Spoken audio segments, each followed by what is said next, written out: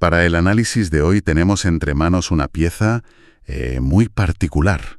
No es un artículo ni un estudio, sino un texto brevísimo que parece casi un manifiesto personal. En él, su autor o autora lanza al mundo un concepto completamente nuevo: transsocial. Y lo hace con una declaración de intenciones, vamos, rotunda. Cito: yo me dirijo al mundo, no soy parte de él. Y eso es precisamente lo que lo hace tan interesante. No estamos ante una teoría académica, toda pulida, sino ante una idea en su estado más puro, casi volcánico. Es una declaración de identidad, en primera persona, una postura vital. Nos da la oportunidad de explorar el origen de un concepto sin filtros. Exacto. Así que nuestra misión hoy es meternos de lleno en esto. Vamos a intentar entender qué significa ser transsocial, de dónde sale esta idea tan radical y, sobre todo, qué implicaciones tiene. Porque, a primera vista, suena a un desafío en toda regla, a casi todo lo que damos por sentado. Un desafío a la idea misma de sociedad. Pues vamos a ello. Vale, el texto arranca sin rodeos. La primera frase ya es un golpe sobre la mesa. Yo me dirijo al mundo. No soy parte de él. No me identifico con esta sociedad que me rodea. E inmediatamente se autodefine como transsocial. No hay una introducción suave, es una ruptura desde el principio. Pero claro, ¿qué significa exactamente no me identifico? ¿Es lo mismo que no estar de acuerdo con las cosas? Esa es la distinción clave y donde reside toda la fuerza del concepto, yo creo. No dice no estoy de acuerdo o critico la sociedad. Eso, bueno, lo hacemos todos en mayor o menor medida. Dice no me identifico. La identificación es un proceso mucho más profundo, ¿sabes? Tiene que ver con el sentido de pertenencia, con el reflejo de una misma en el entorno.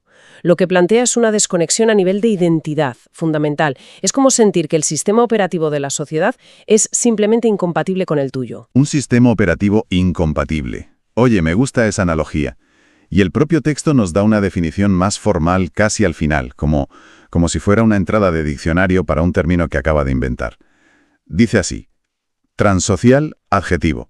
Persona que nos identifica con las normas, valores y estructuras sociales que le fueron impuestas al nacer y que elige integrar su propia realidad más allá de la sociedad establecida. La frase impuestas al nacer me parece potentísima. Es que es el corazón del argumento. Esa frase sitúa este conflicto al mismo nivel que otras identidades que nos son asignadas sin que las elijamos, como el sexo o la nacionalidad. Sugiere que la sociedad en la que naces no es un entorno neutro, para nada. Es una construcción específica con la que puedes sentir una disonancia existencial. La palabra impuestas elimina de un plumazo cualquier idea de un contrato social voluntario, ¿no? Lo presenta como una condición dada que uno puede o no aceptar como propia. Entiendo. No es como elegir ser de un equipo de fútbol u otro. Es algo mucho más de base. Y para que entendamos la profundidad de esa disonancia, el texto utiliza un recurso, muy audaz, una analogía que no deja indiferente a nadie. Desde luego que no. Es el punto diría que más polémico y a la vez más clarificador de todo el manifiesto. Cito directamente: igual que una persona transexual no se identifica con el sexo que le fue impuesto al nacer, yo no me identifico con la sociedad que me fue impuesta. Es una comparación muy fuerte. Muy fuerte y muy precisa para su argumento. Es crucial entender qué está haciendo aquí. No está equiparando las vivencias, ni el sufrimiento o la lucha social de una persona transexual con la de alguien que se siente socialmente alienada. Sería un error interpretarlo así. Lo que hace es tomar prestada la estructura lógica de esa disonancia para explicar la suya. Claro. Es como si nos diera un mapa de un sentimiento conocido para poder navegar por este otro territorio que es nuevo. Nos dice: ¿entendéis esa sensación de que vuestra identidad interna no encaja con la etiqueta externa que os han puesto, verdad? Pues aplicad esa misma lógica a mi relación con la sociedad entera. Exactamente, esa es la función. El texto busca un anclaje en el imaginario colectivo para explicar algo muy abstracto. Y lo que une ambas experiencias, según el manifiesto, es la búsqueda de un objetivo común: la coherencia. Esta palabra aparece varias veces y es fundamental. No se trata de un capricho, de un quiero ser diferente. Se trata de una necesidad vital, de alinear quién eres por dentro con cómo vives por fuera. Sin esa coherencia, la vida se siente como una farsa, como una actuación constante. Y es ahí donde pasa del rechazo a la acción. No se queda en la queja. El texto dice, integro mi realidad fuera de esta realidad. Construyo mi propio marco, independiente de lo que este mundo da por sentado, porque solo ahí encuentro coherencia. Me llama mucho la atención el verbo construyo. No es escapo, es construyo. Y esa es la diferencia entre, no sé, un ermitaño y la figura del transocial que se nos presenta aquí. No es una huida para desaparecer, es una retirada para construir un espacio propio. La palabra marco también es importante. Un marco es una estructura, un sistema de valores, de significados, de reglas. No se trata de vivir sin reglas, sino de vivir bajo tus propias reglas, elegidas conscientemente. La coherencia es la armonía entre ese marco interno que has construido y tus acciones en el día a día. Vale, pero esto suena muy filosófico. ¿Cómo se ve en la práctica? Si me cruzo con alguien transocial por la calle, ¿qué hace? ¿Se salta los semáforos porque son una norma impuesta o estamos hablando de algo menos literal? Es una buena pregunta. No creo que vaya por ahí. El texto no habla de anarquía en el sentido de ignorar las leyes de la física o las normas de convivencia básicas. La clave está en la motivación interna. Cito otra vez. Soy transocial porque mi actuar nace de la autenticidad, no de las normas. Esto significa que la decisión de cruzar en verde no la tomaría porque es la norma, sino porque, tras una reflexión, pues considera que es lo más sensato para su bienestar y el de los demás. La autoridad final siempre es interna, nunca externa. O sea que la acción puede ser la misma, pero la razón de fondo es radicalmente distinta. Precisamente. Y esto nos lleva a otra idea central, la elección consciente. Hay una frase casi poética que lo resume todo. Dice, los dioses no me dieron cadenas para arrastrar, me dieron consciencia para elegir. Esto eleva el sentimiento de no pertenencia, de ser una simple condición pasiva, a una filosofía de vida activa. No es, pobrecito de mí, que no encajo, es, qué suerte la mía, que al no encajar soy libre de elegir quién quiero ser. Es darle la vuelta por completo, transformar la alienación, que suele verse como algo negativo, en el motor de la libertad. Soy el arquitecto de mi realidad a partir de esa distancia. Pero esto me lleva a otra pregunta. Casi todos los seres humanos buscamos en el fondo que nos acepten, ser parte de algo. ¿Cómo gestiona este texto esa necesidad tan básica de validación? Pues no la gestiona, la dinamita. Es uno de los puntos más radicales. El texto es tajante. No busco validación ni integración. Mi camino es distinto. Esto va a contracorriente de la mayoría de movimientos identitarios, que lo que buscan es precisamente visibilidad, reconocimiento, integración. Aquí, la postura es de una autosuficiencia total. Pero, ¿eso es posible? ¿Vivir sin que te importe en absoluto la opinión de los demás? ¿No es eso una forma de aislamiento muy dura? El texto anticipa esa objeción y le da la vuelta de una forma muy interesante. Dice, vivo en la diferencia, en el aislamiento, que no es derrota, sino libertad. Resignifica por completo la palabra aislamiento. Socialmente la vemos como un fracaso, ¿no? Como un castigo. En esta filosofía, el aislamiento es un espacio protegido. Es el territorio soberano donde tu propia voz, como dice el texto, puede escucharse sin el ruido ensordecedor de la multitud. Es el silencio necesario para poder pensar con claridad, por así decirlo. Exacto. No es una soledad no deseada, es la soberanía sobre tu propio espacio mental y vital.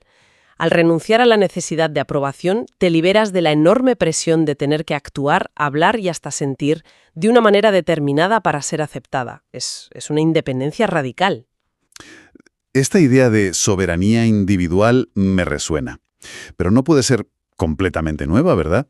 A lo largo de la historia ha habido pensadores o movimientos que abogaban por algo parecido, por apartarse de las convenciones sociales. Totalmente. Y es un ejercicio muy útil conectarlo con esas tradiciones para entenderlo mejor. Lo primero que viene a la mente son los filósofos cínicos de la antigua Grecia, como Diógenes, que vivía en un barril y despreciaba las normas sociales, la riqueza, el poder. Su búsqueda de una vida auténtica, acorde a la naturaleza, tiene ecos en este manifiesto. También podríamos pensar en ciertos aspectos del estoicismo, que enfatiza la importancia de la ciudadela interior, de la virtud y la razón como únicas guías, independientemente de lo que ocurra fuera. ¿Y cuál sería la diferencia fundamental? Porque Diógenes era muy performativo, ¿no? Su rechazo era una provocación pública. Este texto parece algo más íntimo, menos de cara a la galería. Creo que has dado en el clavo. La diferencia principal está en el propósito. El cinismo de Diógenes era una crítica social activa, una performance para despertar a sus conciudadanos. El transocialismo, tal como se describe aquí, no parece tener una agenda de cambio social. No busca convencer a nadie ni reformar la maquinaria. Su proyecto es puramente individual y existencial. La construcción de un marco propio para alcanzar la coherencia personal. No le habla a la sociedad para cambiarla, le habla para notificarle su renuncia. Entendido. Pero seamos honestos. Esta plantea una cuestión un poco incómoda. ¿No es esta una filosofía un tanto elitista? ¿O como mínimo de privilegiados? Me refiero a que para poder permitirte el lujo de construir tu propio marco y desconectar de la maquinaria social, necesitas una red de seguridad, tiempo, recursos. No todo el mundo puede permitirse renunciar a un sistema que, te guste o no, te da de comer. Esa es la gran pregunta que el texto no aborda, y es una crítica muy pertinente. Es fácil declarar tu independencia de la maquinaria cuando tienes las necesidades básicas cubiertas. Para alguien que vive al día, cuya supervivencia depende de encajar en las estructuras laborales y sociales existentes, pues esta filosofía puede sonar a un lujo inalcanzable. El manifiesto está escrito desde una posición de abstracción. No se mete en las limitaciones materiales que la mayoría de la gente enfrenta. ¿Podría ser la filosofía de un artista con un mecenas o de alguien que ha alcanzado la independencia financiera, más que la de un trabajador de fábrica, por ejemplo? Podría ser, o quizás el texto nos invitaría a pensar que esa soberanía es ante todo mental y que se puede cultivar incluso en las circunstancias más restrictivas. Pero es innegable que la aplicación práctica de esta independencia radical choca de frente con la realidad socioeconómica de la mayoría. Es quizás el punto ciego del manifiesto. No es una filosofía de la praxis social, sino de la soberanía existencial. Bien, pues si intentamos juntar todas las piezas, el puzzle que se forma es fascinante. Tenemos por un lado una no identificación profunda con la sociedad, sentida como una estructura impuesta. Por otro, una respuesta activa a esa sensación, la construcción de un marco de realidad propio. Y todo ello sostenido por valores como la autenticidad radical, la elección consciente y una libertad que se define por la ausencia de necesidad de validación externa. Exacto. El resultado es, como decíamos, una forma extrema de soberanía individual. El texto describe la sociedad como una maquinaria social que gira sin sentido, y la persona transocial no intenta arreglarla ni destruirla, simplemente se baja en marcha. Es la declaración de que tu conciencia, tu propia voz, es la única autoridad legítima a la que debes responder. Me gusta esa imagen de bajarse en marcha. Es muy visual. La frase final del texto es la culminación de todo esto. Soy transocial, porque he decidido que mi vida no será dictada por la multitud, sino por mi propia voz. Es la declaración de independencia definitiva. No hay negociación, no hay punto medio. Es una afirmación rotunda de autonomía. Y es una postura que, aunque radical y con puntos ciegos, como hemos comentado, pone sobre la mesa una pregunta muy poderosa sobre la naturaleza de la libertad individual en el siglo XXI. Pues sí. He emocionalizado este texto tan singular que nos ha presentado el concepto de transsocial. Es un marco para entender un sentimiento de alienación muy profundo, no como una patología que hay que curar, sino como el punto de partida para una identidad elegida, vivida con una búsqueda radical de coherencia y libertad. En resumen, es una postura existencial que eleva la conciencia y la autenticidad individual por encima de cualquier norma o estructura social. Y lo hace de una manera muy potente, usando la disonancia de identidad como una analogía para explicar su naturaleza. La definición final que propone lo encapsula todo. Ser transocial es la manifestación de libertad interior frente a la maquinaria social. Y esto nos deja con una reflexión final para darle vueltas. El texto habla de la sociedad como una maquinaria. Si aceptamos esa metáfora por un momento, ¿qué partes de nuestra vida cotidiana, de nuestras decisiones, de nuestros deseos, funcionan según los engranajes preestablecidos de esa maquinaria? ¿Y qué partes son, de verdad, producto de nuestra propia voz? Y llevando esa reflexión un paso más allá, la pregunta que se queda flotando ¿es realmente posible construir un marco propio, una realidad independiente, sin usar inevitablemente las herramientas, el lenguaje, las ideas, la cultura, que nos ha proporcionado esa misma maquinaria de la que se pretende desertar? ¿O toda rebelión está en cierto modo condenada a usar el idioma del imperio contra el que se levanta?